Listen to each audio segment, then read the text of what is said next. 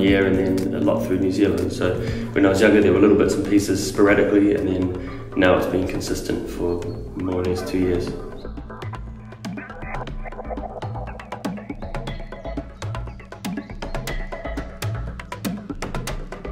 You're living out of a suitcase, which I think is the hardest thing for me.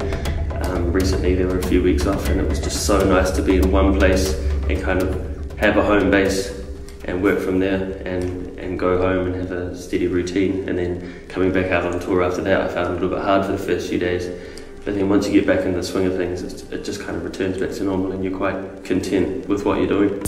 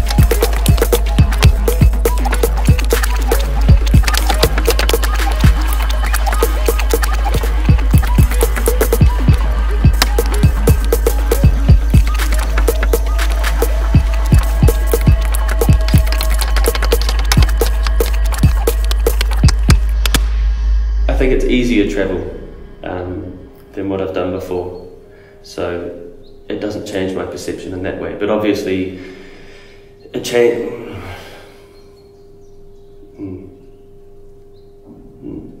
I don't know. It doesn't. I don't think it's changed me as a person at all. The way you interact with people changes whether you're at home or whether you're away. I think. I mean, some people. You know, you feel more bubbly around, and other people you don't feel so bubbly around, and I think that doesn't matter whether you're at home or whether you're not.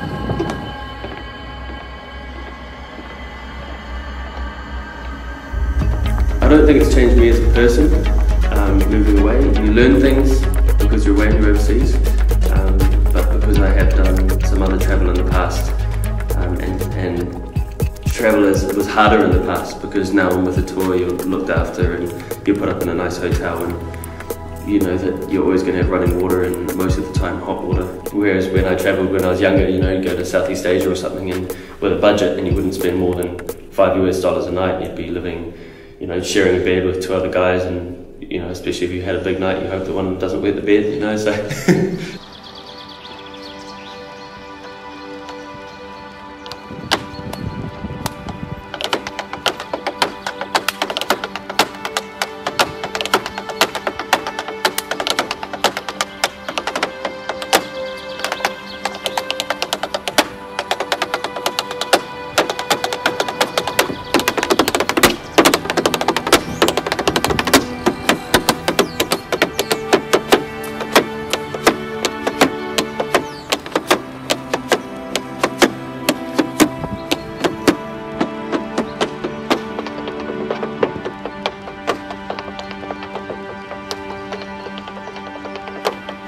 When I did go home, one of my mate's flatmates said to me that I've got a hint of English, and I laughed at him. And he goes, "Oh, yeah, no, I was over there for a couple of years, and I know what it's like." And people start losing their accent.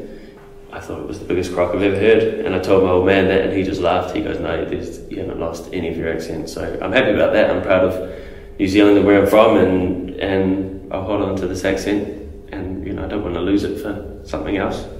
Although I do fancy other accents at the same time. It's just me.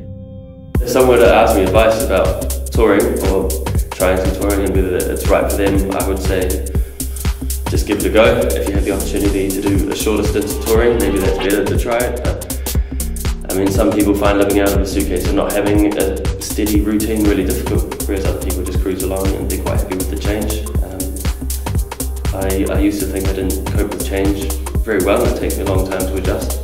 But you do get into a form of a routine within touring, and as long as you don't mind moving around, that's fine. And I think the other thing I would say is have something else to do on the side. If you're only doing the show that you're in, you get to certain places, yeah, you can look around the town and all that, and that's great, but what if you go to a small place where there's nothing to see and there's a cinema and a petrol station, and that's about it. You're out in the outback in Australia, you've got nothing to do. Like, it'd be good to have a hobby, making music or editing videos or just anything that's going to keep your mind occupied while you've got that downtime.